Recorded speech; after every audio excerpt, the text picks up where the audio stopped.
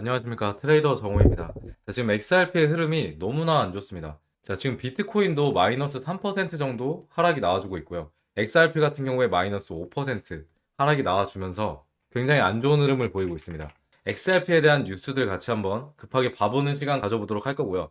앞으로 우리가 어떻게 대응을 해야 될지 그런 부분들에 대해서 좀 솔직하게 말씀드려보는 시간 가져보도록 하겠습니다. 자, 우선 하락의 원인을 먼저 본다라고 하면 이런 기사가 하나 나왔어요. 자, 미중 갈등의 재점화에 비트코인이 급락했다. 이더리움, 솔라나 동반 약세.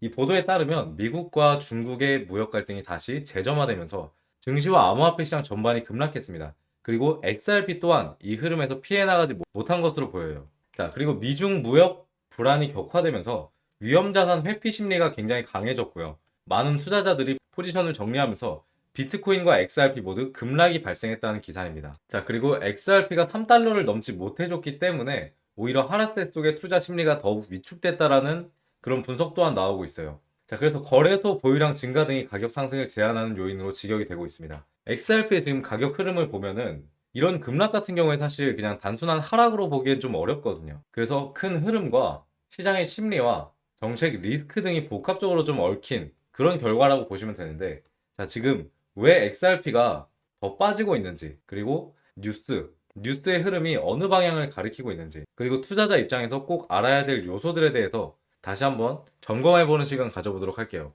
자, 앞서 첨부한 기사처럼 미중 갈등이 다시 수면 위로 올라왔고요. 이는 위험자산 전반에 매도 압력을 주는 요소입니다. 무역 갈등은 수출입과 공급망, 그리고 기술 자원의 흐름까지 연쇄적으로 영향을 미쳐요. 그리고 두 번째로 대규모 강제청산 충격. 자, 무역 불안에서 가격 급락, 그리고 대규모 청산 발생이라는 흐름이 좀 강조되고 있습니다. 이미 수조 원대 포지션이 강제 청산된 사례도 뉴스로 좀 보도된 바가 있고요. 이러한 청산 같은 경우에 사실 가격을 한번 더 밀어내는 촉매제 역할을 했었다라는 거죠. 자, 여기서 오늘의 하락으로 일단은 알아볼 수 있는 부분은 XRP는 여전히 비트코인의 방향성에 많이 종속이 되어 있다는 건 어쩔 수가 없는 것 같아요. 비트코인이 빠지면 자연스럽게 알트코인, 특히 우리가 보유하고 있는 XRP도 동반 하락이 나오는 경우가 많습니다. 자, 그리고 XRP의 일부 투자자들은 레버리지를 활용한 포지션을 잡고 있었을 확률이 높고요. 급락이 시작되면 청산선 근처에 도달하거나 강제 청산이 일어나면서 연쇄 반응을 일으킬 수 있습니다. 현재 가격대에서 가장 중요한 거는 얼른 3,900원대를 회복하는 흐름을 보이냐가 좀 가장 중요할 것 같아요. 이 구간을 빠르게 도달해주지 못할 경우에 더 깊은 조정 가능성이 좀 열릴 수가 있습니다. 그리고 거래량과 청산 신호를 우리가 이제는 확인을 어느 정도 해야 될 것 같아요. 단순한 가격 하락보다 거래량의 급증과 청산 신호가 동반되고 있는지를 살펴야 된다는 거죠. 그리고 좀 거시적인 흐름에서는 무역에 대한 완화 조짐을 봐야 되고, 그 다음에 정책 완화, 그리고 규제 완화 뉴스가 나오지 않는 이상 앞으로 뭔가 모멘텀이 만들어지기는 힘들 것 같다라고 판단을 하고 있습니다. 자, 그러면 기관들의 흐름은 어떨까라고 분석을 해보면, 이번에 블록미디어의 보도에 따르면 이번 급락에도 역시나 기관의 XRP 보유량은 변동이 거의 없었다라는 점을 확인할 수가 있었습니다. 즉, 빠지고 있는 건 결국에 개인 투자자들의 손절 물량이라는 얘기죠. 그리고 손절과 청산, 개인 투자자들의 물량이 나오고 있는 겁니다. 그리고 온체인 데이터 상으로도 거래소 내 XRP 잔고는 계속해서 줄어들고 있고요. 지난 48시간 동안 마찬가지로 22.5% 감소했습니다. 반대로 고래지갑 같은 경우에, 고래지갑은 여기서 10만 이상 XRP 보유하고 있는 지갑입니다. 고래지갑 같은 경우에는 오히려 늘어났어요. 이거는 기관과 대형 투자자들은 역시나 하락을 매수의 기회로 보고 있다는 신호입니다. 자, 그리고 이번에 연준 인사가 11월 금리 인하 가능성을 언급하면서 시장의 유동성 전환이 다가오고 있다는 기대감이 형성되고 있어요. 자, 여러분, 이게 단기적인 하락이 아니라 중기적 흐름의 전환 시그널이 좀 나오고 있다는 거고요. 금리 인하가 단행이 된다라고 하면 가장 먼저 움직이는 자산은 비제도권 유동성 자산, 즉 암호화폐 시장이긴 합니다. 지금은 조정 중이지만 정책 변화 딱 하나면 돼요. 정책 변화 딱 한 줄이면 자금의 방향은 순식간에 바뀐다는 점을 우리가 인지를 하고 있어야 됩니다. 자, 이럴 때 중요한 건 역시나 기관처럼 매수하라고 항상 제가 말씀드리는데, 공포를 이성으로 바꾸는 투자자의 시각입니다. 자, 그리고 오늘 하락에 따른 단기 시나리오와 전략을 제가 준비를 해왔어요. 자, 첫 번째 A 시나리오는 기술적 반등 구간에 우선 진입을 하는 겁니다. 핵심 조건은 금리 인하에 대한 기대감이 유지가 돼야 되고요. 예상 구간은 2.6달러에서 3.2달러 정도 회복을 하는 것. 이 상태를 기대해 보고 있습니다. 두 번째 B 시나리오는 횡보 및 재조정 구간이 좀 지속된다. 이 부분 같은 경우에 중국이 아무래도 맞불을 놓게 되면서 관세에 대한 불확실성이 지속해지고 합의 포인트가 전혀 없어졌을 때 횡보가 계속해서 나올 수 있겠다라고 분석을 하고 있어요. 이런 경우엔 2.3달러에서 2.6달러 정도 박스권을 역시나 만들어줄 것으로 예상을 하고 있고요. 자, 그리고 시나리오 C는 추가 하락에 대한 압력 구간입니다. 자, 무역의 갈등이 여기서 혹시나 더 격화되고 개인 투자자들의 물량이 청산이 확대된다라고 하면 XRP는 2달러 부근까지 테스트를 할 확률이 있어요. 자, 핵심 포인트를 말씀드릴게요. 공포 속에서도 기관의 자금이 유지가 되고 있다는 건 시장이 아직 완전히 무너지진 않았다는 겁니다. 오히려 지금은 공포에서 그리고 안정기에서 반등으로 넘어가기 직전 단계에 있다는 거예요. 여러분, 관세 100%를 먹인다고 했어요.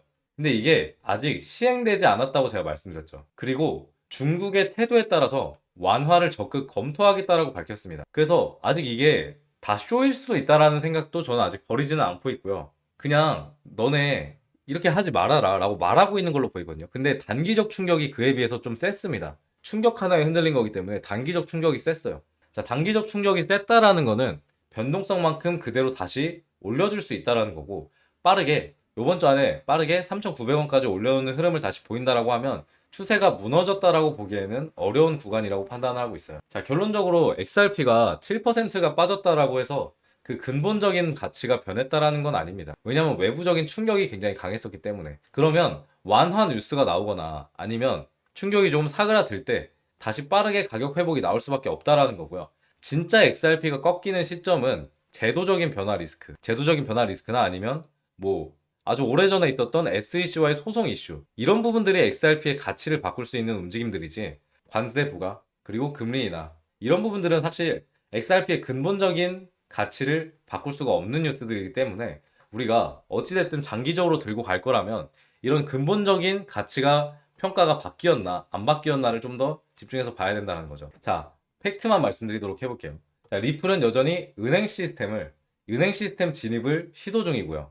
관세 뉴스와 별개로 기관 자금은 빠져나가지 않았으며 금리 인하에 대한 기대감은 다시 유동성을 시장으로 끌어들어올 준비를 하고 있습니다. 지금은 하락이라는 단어 뒤에 숨어있는 다음 단계를 읽을 시간이에요. 왜냐? 이미 벌어졌기 때문에, 이미 벌어진 일이기 때문에 다음 단계를 읽어야 될 시간이고, XRP는 확실히 여전히 미래형 결제 자산이고 이 하락은 오히려 기회의 전조일 수 있다는 점 다시 한번 말씀드립니다. 여러분, 제가 마지막으로 드릴 이야기는 등 가능성이 있는 또 다른 코인입니다. 왜냐면 지금 나온 뉴스들이 사실 굉장히 중요한 시그널이기 때문이에요. 자, 우선은 9월 5일에 네이버와 두나무가 지분 교환을 한다는 소식이 전해졌습니다. 자, 두나무는 여러분들 잘 아시다시피 업비트를 보유하고 있는 한국 회사입니다. 자세한 내용을 살펴보면 두나무 측에서 밝히길 내달 하순쯤, 그러니까 다음 달 말쯤에, 11월 말쯤에 네이버와 포괄적 주식 교환 등을 논의할 예정이다. 자, 이게 무슨 의미냐면 기업 간의 거래가 아니라 국내 최대 포털과 국내 최대 거래소가 서로 이해관계로 묶인다는 뜻입니다. 자, 한번 생각해 보십시오. 자, 지금까지 코인에 대해서 딱히 관심을 보이고 있지 않던 네이버 그룹이 코인에 한번 제대로 올인해 보겠다, 이런 말인 겁니다. 자, 이게 보통 규모가 아닌 거죠. 자, 여기 기사에서 보면 양사 합병으로 인해서 단일 최대 주주는 송치영 두나무 회장이, 2대 주주는 기존의 대주주였던 네이버가 될 것으로 전망하고 있다고 했습니다. 자, 그리고 이 부분이 중요한데 직접적인 지분율 외에 실질적 지배권은 네이버가 갖는 것으로 알려졌다라고 말하고 있어요.